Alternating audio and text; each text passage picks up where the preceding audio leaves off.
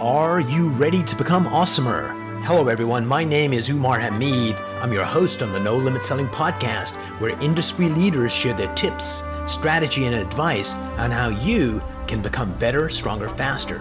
Just before we get started, I've got a question for you. Do you have a negative voice inside your head? We all do, right? I'm going to help you remove that voice in under 30 days guaranteed. Not only remove it, but transform it. So instead of the voice that sabotages you, there's one that propels you to much higher levels of performance and success. There's a link in the show notes. Click on it to find out more. All right, let's get started.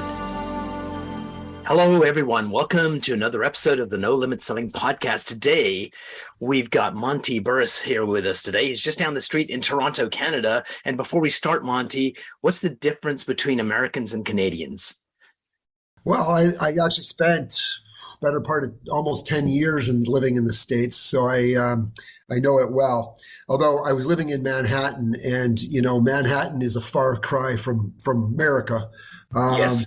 But I did spend time also in Boston. I spent 2 years almost in Boston, and I spent a little time in San Diego. So I got to see some really beautiful cities. I love the States. I loved my time there. I had a great time. New York, of course, is a city for the young, and when I started to not feel so young anymore, I had to move. Boston is a really small town for a big town, for sure. Yeah. I had some good memories there as well. And of course, I'm actually a West Coast boy originally. I grew up in Vancouver, British Columbia. I used to live there for a little while. Beautiful part of the world. And so my time in San Diego, in Southern California, of course, was gorgeous and lovely. I think that generally speaking, I think that and these are just generalizations, but the difference between Canada and America,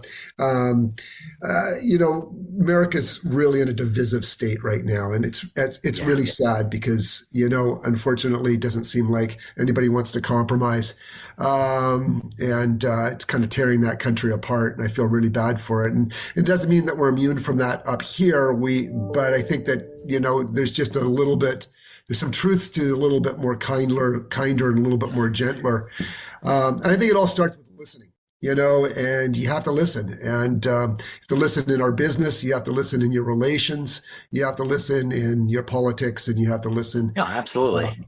And I think that's really what it all comes down to. I think that we've become a society, unfortunately, with social media and all these tools that we have, where everybody likes to yell and nobody likes to listen.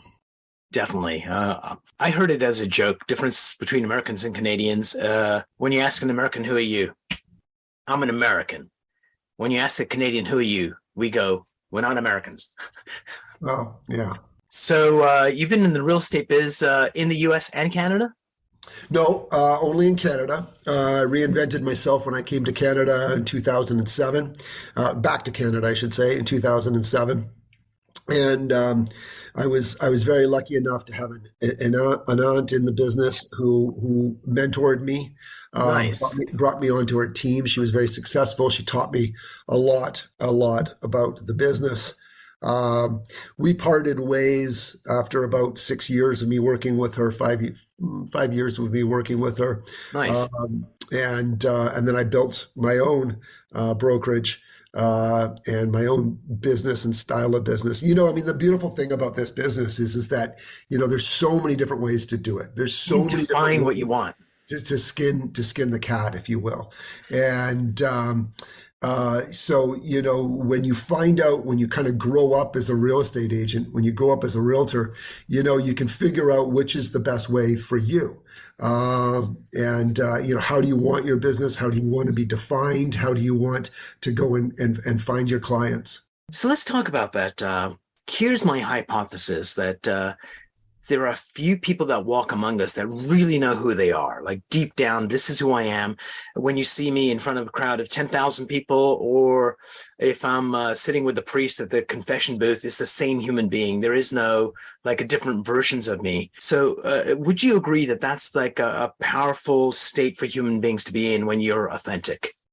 Oh, 100%. Yeah, absolutely. I think that part of the problem in this industry and I don't want to be contradictory to what you say. Of Yeah. course, the more you real you are with yourself, the better person you're going to be, and the better Mhm. person you're going to be, then the better you're going to. That's going to translate to whatever your business is. Right. Okay.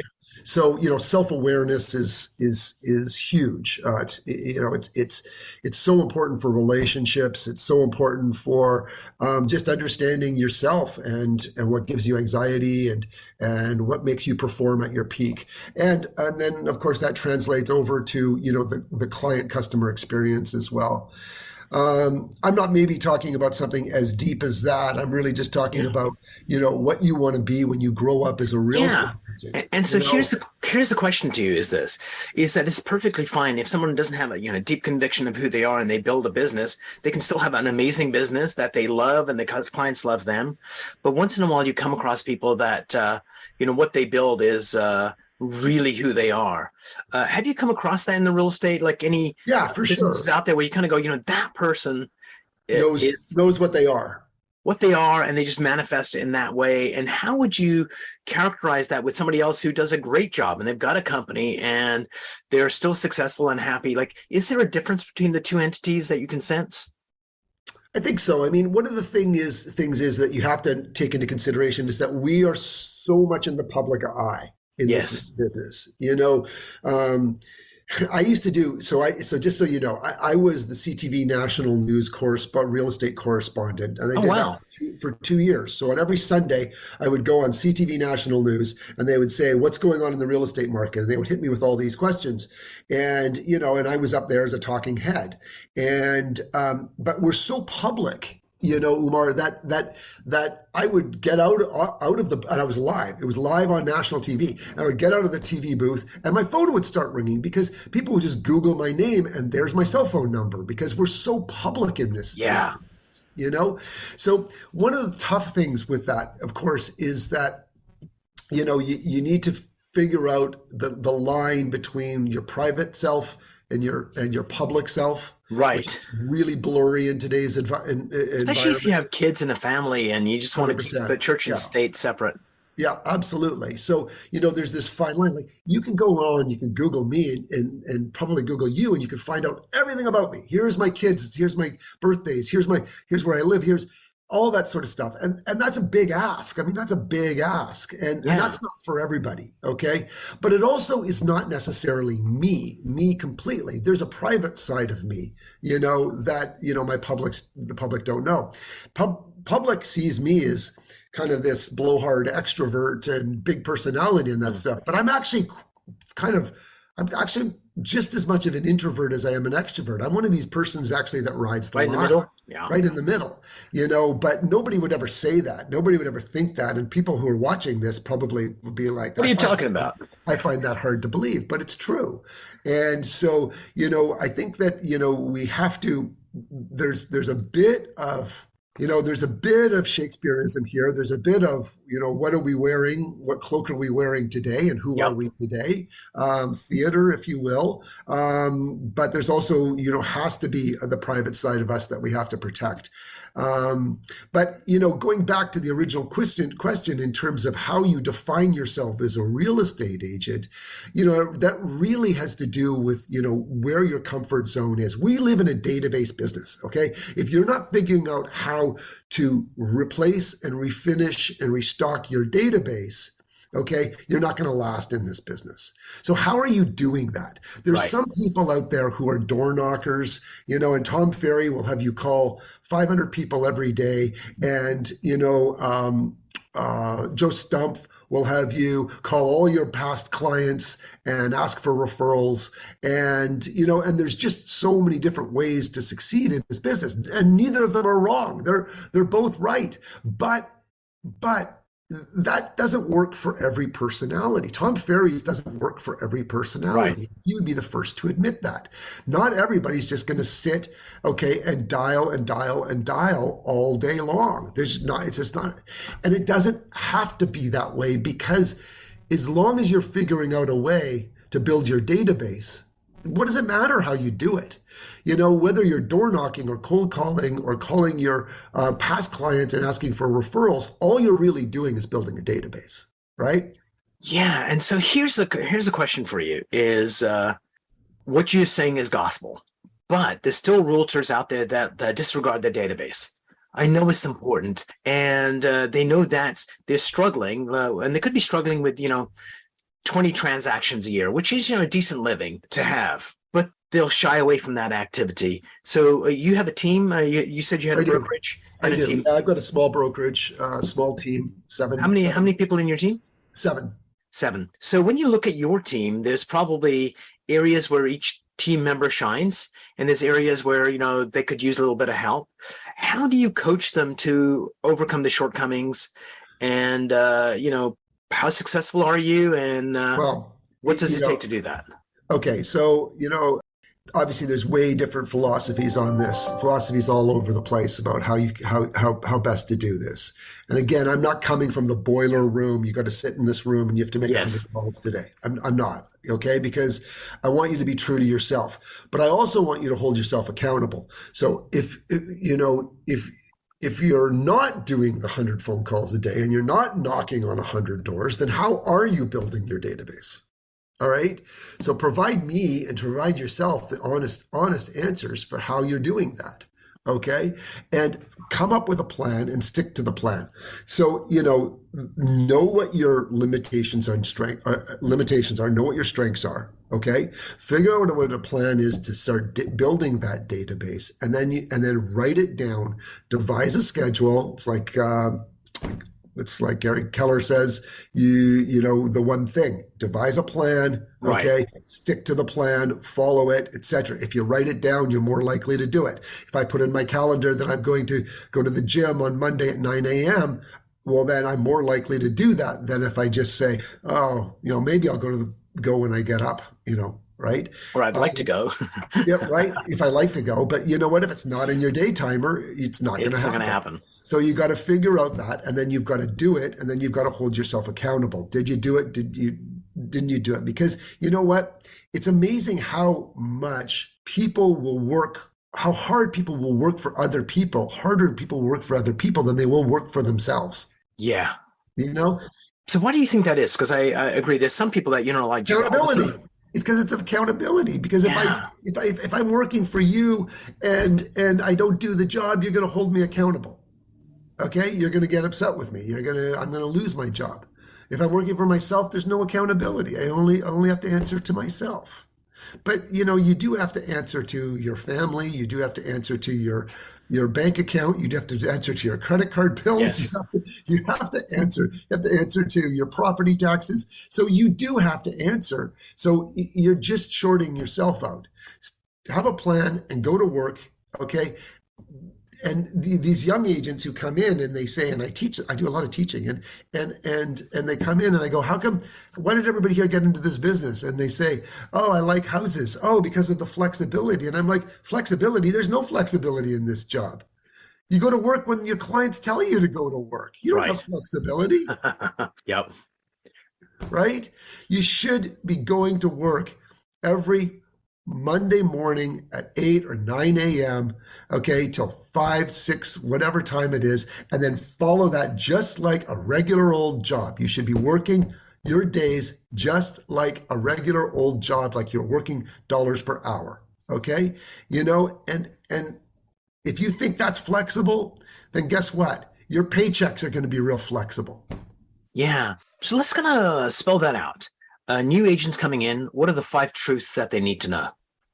Okay. 1, we work in one of the largest real estate boards in the world. Okay. Really? Toronto Real Estate Board is one of the largest in the world. Okay. There's 65,000 realtors in the Toronto Real Estate Board. Okay. Here's what you need to know. What distinguishes you from the 64,999 other competitors that you have? What's your difference? Okay, how are you differentiating yourself? You think you got your real estate license, your phone's going to suddenly just start ringing with opportunities? It just doesn't work that way. Yeah. So what is your difference? What are you going to be when you grow up as a real estate agent? Okay, all right.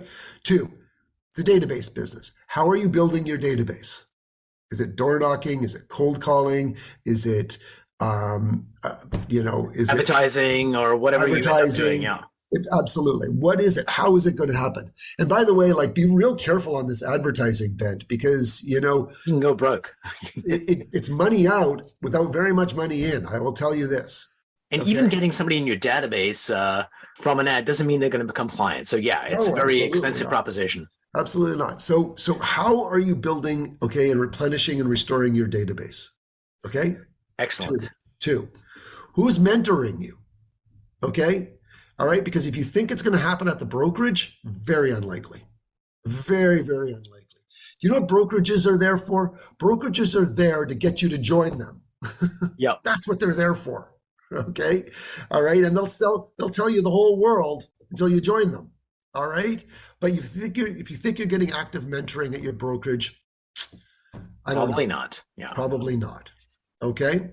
All right. So maybe a team, maybe some sort of mentorship. Okay. Might be a good avenue to go.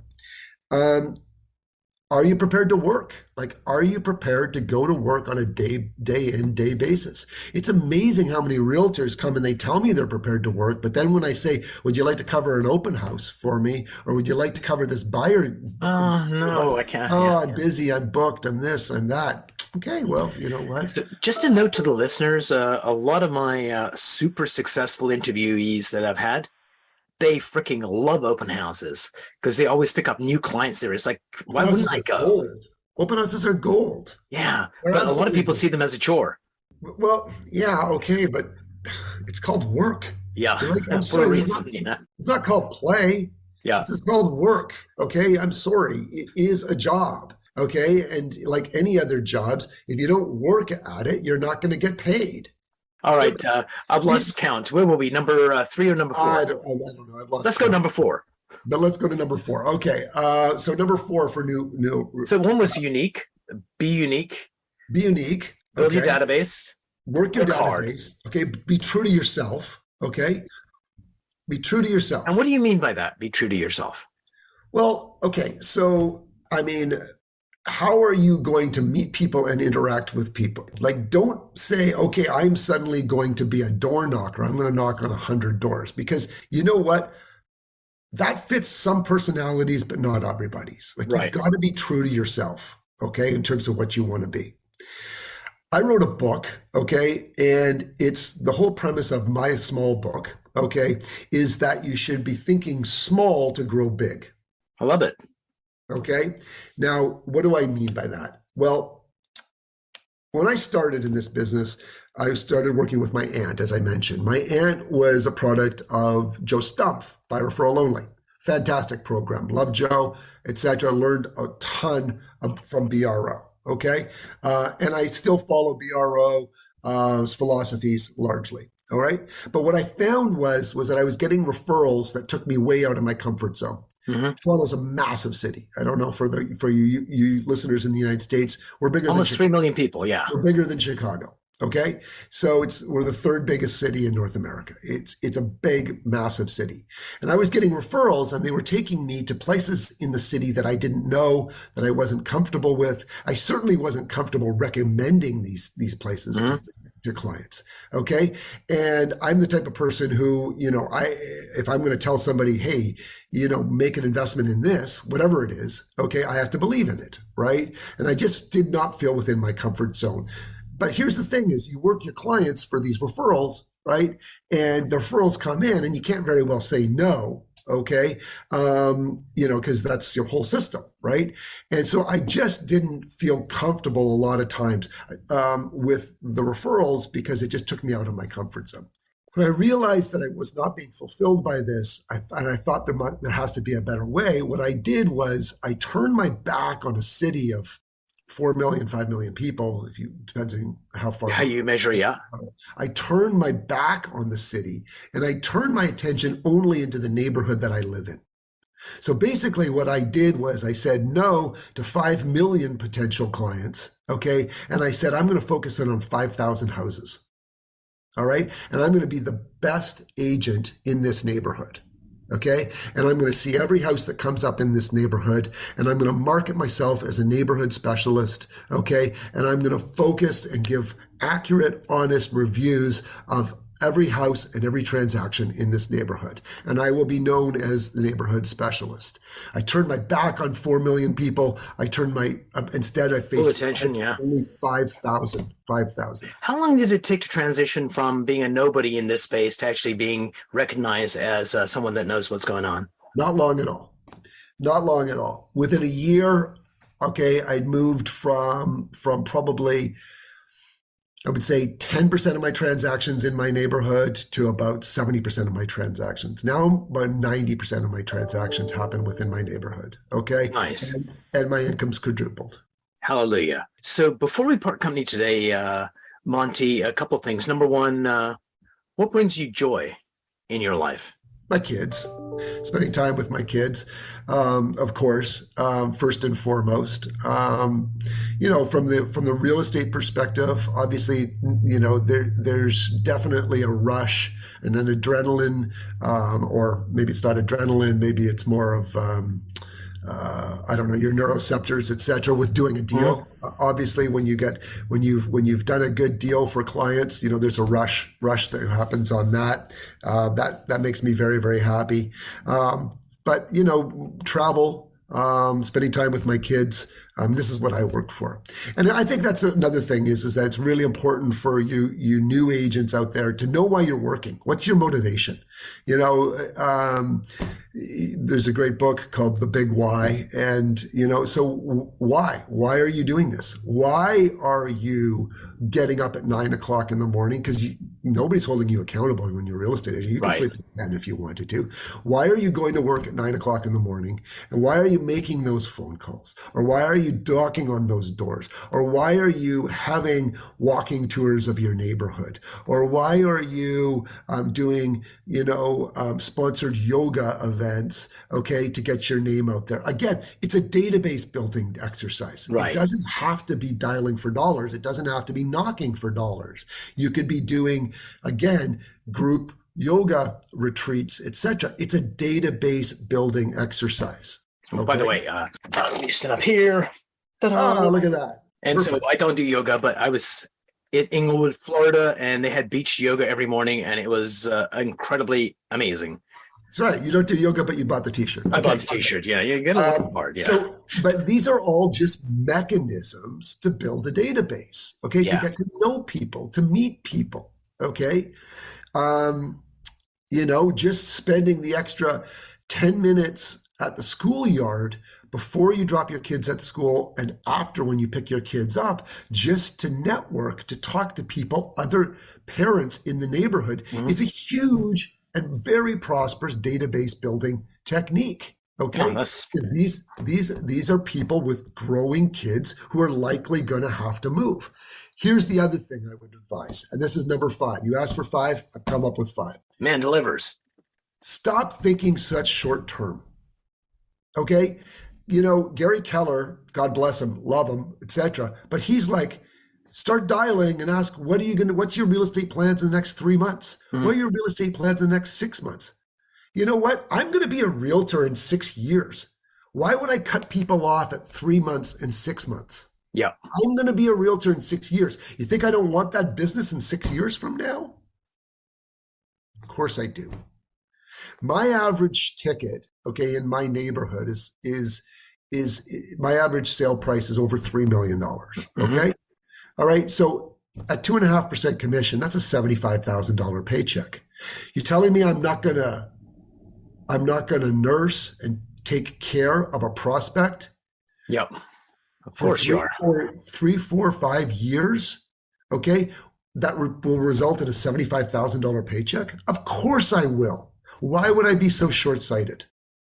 Yeah. And I think to defend Gary, he's like, continue calling and be that 3-month thing. But I think what you're saying is spot on in terms of you need to figure out who you want to be in the long term in this industry. It changes your thinking on how you develop your thing. And I think your advice of just be a specialist in your area is just huge. And the techniques you gave are gold. Thank you. Yeah, no problem. Again, I love Gary. I think Gary's full of gold, absolutely. But here's the deal. When that person says, no, I'm not planning on selling in the next 3 months, okay, but probably 2 to 3 years, Okay, don't hang up the phone and move on to the next. Take that person's information down, okay, and continue to drip that person, okay, because in 2 to 3 years, they're more likely to use you than they're going to use somebody else. That's all I'm saying. Brilliant. Monte, thanks so much for being on the show. And I love your mug, because trust is what it's all about. And I super enjoyed our conversation today. And looking forward to our next. Actually, since I'm in town for a while, I'm going to make sure we get a chance to grab a cup of Joe or a beer or something. Sounds good. Looking forward to that. Cheers. Thanks, Umar. Pleasure being here. Take care.